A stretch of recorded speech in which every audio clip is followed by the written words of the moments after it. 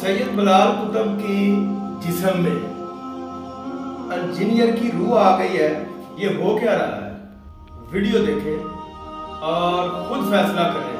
और इसका जवाब दें। अगर लिखी हुई है बुखारी शरीफ में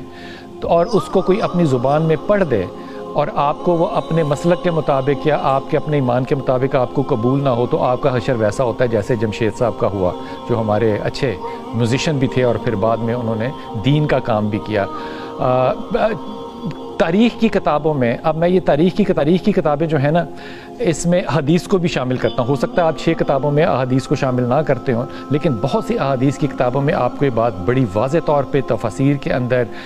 बड़ी वाज़े तौर पे बड़े बड़े आइमा के हाँ ये बात मिलेगी कि इमाम अली करमल्लाह के ऊपर जो है वो मिंबर से सब शतम जो था वो होता था। अब आप इसका तर्जुमा जो है वो अपने मुताबिक करें, जो मर्ज़ी करें, वो आपकी मर्ज़ी है, लेकिन आप इस बात को भी डिनाई कर सकते हैं कि तारीख़ के औराक ने ये भी नहीं कहा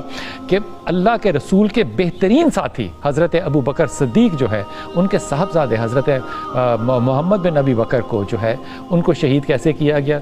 गधे की अंदर पेट में डाल के या उनकी खाल में लपेट कर आग लगाई गई। आप सारी चीज़ों से इतराफ़ कर सकते हैं, आप कह सकते हैं जी हमारी तारीख़ का ऐसा नहीं है, मान लेते हैं, चलें कर ली बात। इसके ऊपर कोई मैं बहस नहीं करता क्योंकि आप बड़े लोग हैं, आपका इल्म ज़्यादा है। लेकिन क्या आज आप उर्दू बाज़ार जाएँ, वो कराची का उर्दू बाज़ार हो, लाहौर का उर्दू बाज़ार हो, या जो भी उर्दू बाज़ार हो, और बड़े बड़े थानवी, बड़े बड़े चिश्ती, बड़े बड़े कादरी टाइप जो लोग हैं,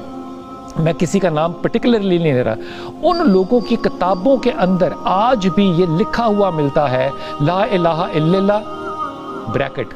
अपना नाम रसूल अल्लाह। आपने कभी उन पर फतवा नहीं लगाया क्योंकि आप कहते हैं जी ये उसकी हालत सकर थी, यानी कि वो ट्रांस की हालत में थे। तो इसका मतलब अगर कोई आदमी पागलपन में नामूस कर जाए या कोई ऐसी गलत बात कर जाए तो उस पर ये फतवे नहीं लगने चाहिए। पता नहीं ये फ़ैसला आपको करना है, लेकिन ये जो हमारे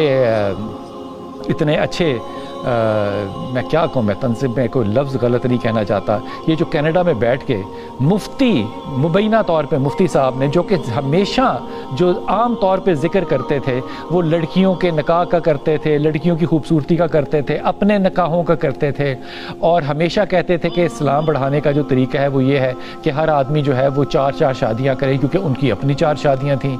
तो वो मिंबर पे बैठ के अपनी शादियों का जिक्र जो है वो तस्करा जो है वो करने वाले जो थे, उनको कहीं मौका मिल गया। अब गलती से मैं क्या कहूँ इस बात पे, रसूल पाक सल्लल्लाहु अलैहि वसल्लम की उम्मी होने का, इस पे बात करने का, कुरान के ऊपर बात करने का, दोनों तरह से उन्होंने जो अल्फाज इस्तेमाल किए, अच्छा ये भी हो सकता है कि गलत अल्फाज का चुनाव हुआ हो, इस पे कोई दो राय नहीं है कि गलत अल्फाज का चुनाव मिंबर पे बैठ के हो सकता है, लेकिन होना चाहिए, इसका जवाब है नहीं होना चाहिए। नीयत पे शक करनी है, नीयत पे भी शक ना करें, लेकिन कम अज़ कम एक आदमी जब एक सर्जन बन जाता है, एक डॉक्टर बन जाता है, एक प्रोफेसर बन जाता है, एक इंजीनियर बन सकता है, तो वो ये तो नहीं कह सकता ना कि मैं पुल बनाऊंगा उसमें सरिया नहीं डालूंगा, मैं पुल बनाऊंगा लेकिन मैं WL/4 का फार्मूला नहीं जानता, वो ये नहीं कह सकता। लेकिन ये सिर्फ जो बरकत है ना, ये हमारे उलमा इकराम को है कि वो जिस मर्जी मकाम पर जो मर्जी ज़ुबान इस्तेमाल कर लें, उनको इस बात की क्या कहना चाहिए, फैकल्टी और फैसिलिटी अवेलेबल है कि वो कहेंगे कि गलती हो गई जनाब हमसे छोटी सी, तो हम इस पर रुजू करते हैं। ये रुजू करने का जो वसफ़ है, जो एक प्रिविलेज है, क्या ये आम मुसलमान को भी हाजिर है? उसको भी ये ज़रूरी है कि उसको